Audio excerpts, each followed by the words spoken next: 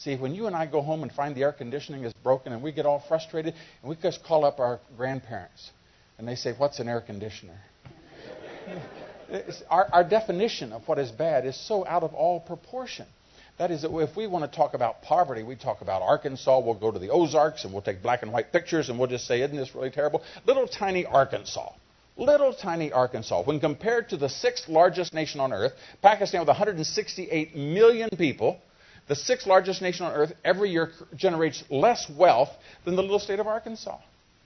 And the 4th largest nation on earth, which is a major OPEC producer, produces oil. Indonesia, it's where the president, remember, reminds us that that's where he grew up. In Indonesia, in which this nation, the 4th largest nation on earth, the combined wealth that generated, the total GDP of Indonesia, is smaller than the state of Louisiana.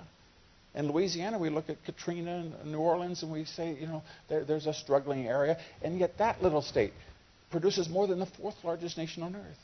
91 million talented, capable people live in the Philippines. And yet the gross domestic product of that nation, the combined wealth every year, is smaller than the 3 million people that live in Oklahoma. Every year, the 3 million people in Oklahoma, and we don't consider them wealthy. We like to lecture about how that we need to increase the standard of living and the struggle and the people struggling there and all that sort of thing. They generate more wealth than 91 million Filipinos. We take pictures of the glass buildings in the Middle East and say, "Look at all the wealth in the Arab world with all the oil and all." The 26 Arab countries, including the oil that's produced, the gross domestic product, the wealth that is produced by 26 Arab countries, with a population 50% again larger than the U.S., collectively, all of it together, is less than half of the size of the GDP of the state of California. So this country, and I can do this till the cows come home. I mean, if you want to keep this up, the state of Illinois produces more than the entire state of Mexico, which is a population of 130 million in Mexico, and little Illinois, with all of its governors in jail. They produce more wealth. They produce more wealth than anybody. So what is it? Here's what it is. It is that people, and this is the crux, is that people are a unique, special creation of Almighty God and are to be protected and admired and respected. And when you free people, then they create wealth. Now that is a distinction from the other countries, because they see people as a burden. When you take away God, then you have a value system of the group, which is government primarily, versus the individual. America honors the individual. And the competition in politics, and I want to make this clear, and I know I might be talking doublespeak here, but I want to make it clear. For most governments on earth, the people are insignificant. It's the state, the government, that is supreme.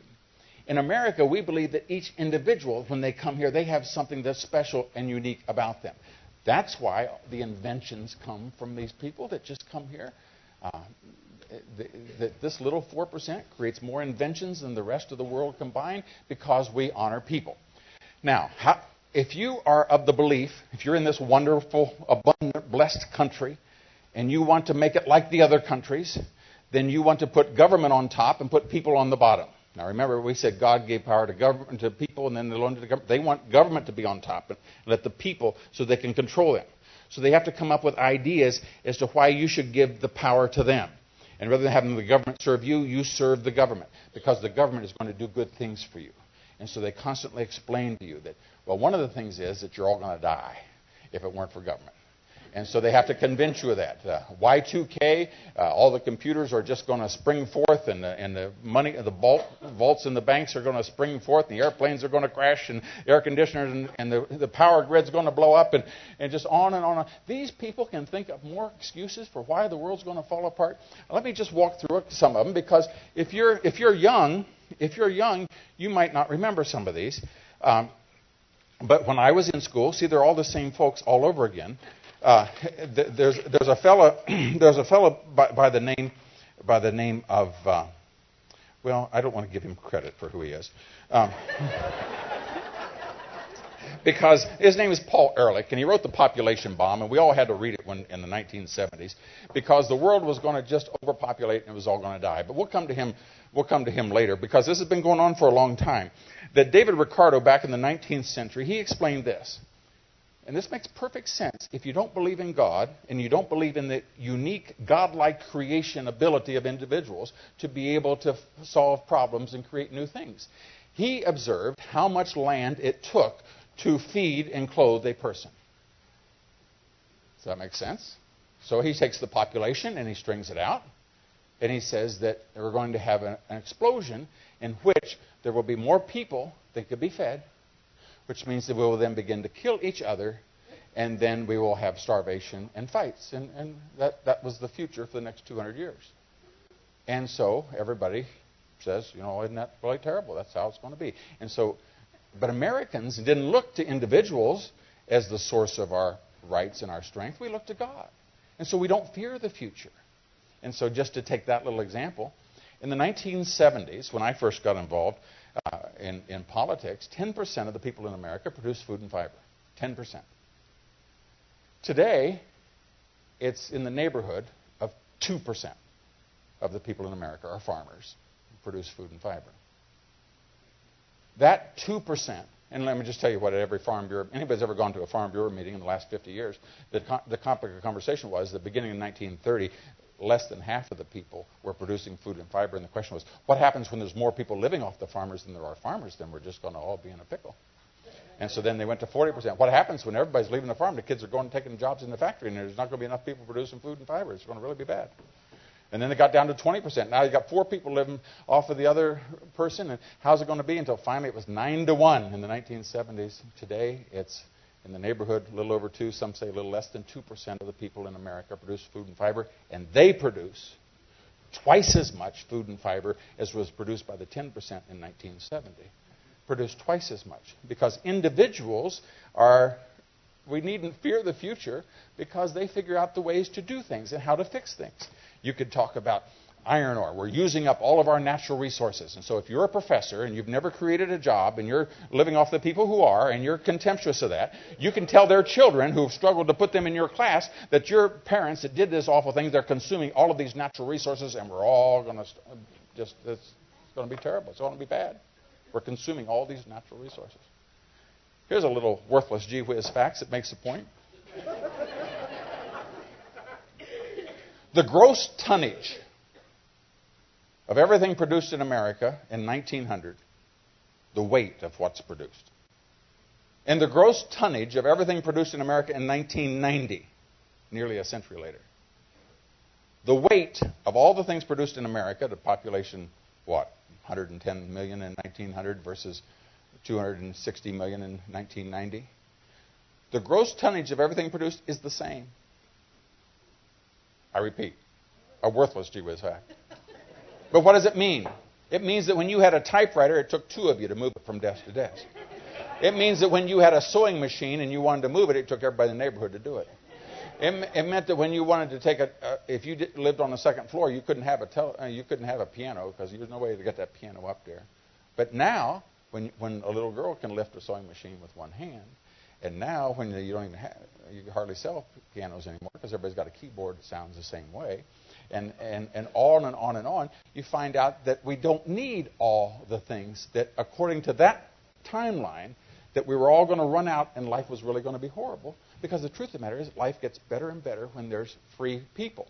I liken it to when you're sitting in the back of the bus and you're looking out the front window and you see a big tree up there. And you think, oh, we're going to hit the tree. Oh, it is terrible. No, sweetheart, there's a driver. And the road turns up there. Eventually, we're going to go around unless you don't understand about driving.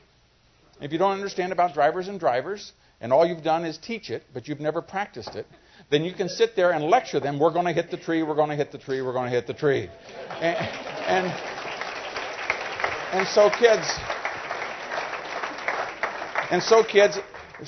let me just jump through a handful of little things that I'm sure you've possibly been told.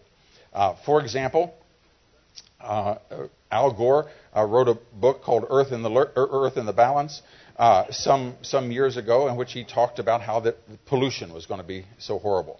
Well, let's just take, since 1976, lead pollution in the United States is down 90%. Between 76 and 96, sulfur dioxide, that's what eats up the paint on your car, why you had to repaint your house every 2 to 3 years. Now you do it every 10 years. That is down 66%. Nitrous oxide, which was supposedly going to save the world from burning up with the ozone layer. Isn't that wonderful about the ozone layer? You all don't remember, some of you young people, but in the late 80s and 90s, that we were all going to burn up because there was this hole in the ozone layer. And that is that you looked up there and they had this spot and they had their pictures and how that the sun comes through and we're all going to burn up and things. And nobody talks about it anymore because one day they looked up there and that sucker closed up and now they don't know what to do about it. But you know, and they find out one volcano puts more pollution in the atmosphere than all the airplanes in the history of mankind. And there's 300 volcano explosions of that level or above every year. And the list goes on and on of all. But we're still in the scaring stage here, so let's go on. So carbon monoxide. That's the gas that if you turn it on in the garage, it'll kill you because it's odorless and the body absorbs it quicker than anything else, quicker than oxygen or anything else. It's down 33% over the last 20 years. Particulates, that's the stuff floating in the air. Between 1988 and 1990, in just a 10-year period in America, that went down 25%. 25% cleaner in 1980 than it was in 78. But, you know, being a liberal means never having to say you're sorry. It doesn't discourage you at all. You just keep going.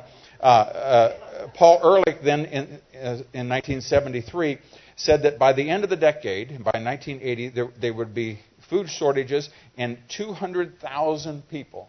Now, this guy is still quoted, believe it or not. 200,000 people in New York City, not in America, in New York City were going to starve because are going to die from smog pollution because the pollution would be so bad. 2/3 of the pollution, it's 2/3 lower than it was at the end of World War II in all of our major cities. We could go on.